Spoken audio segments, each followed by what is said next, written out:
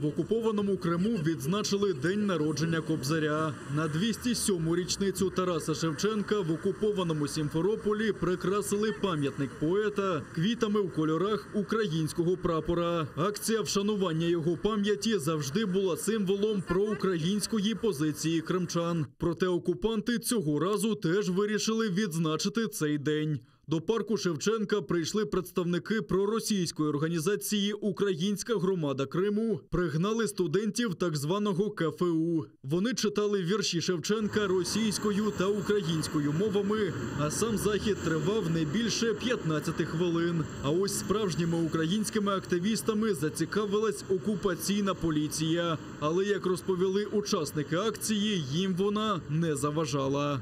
Сьогодні день народження нашого великого поета Тараса Григоровича Шевченка, якого всі люди, які наші українці поважають і будуть поважати все життя.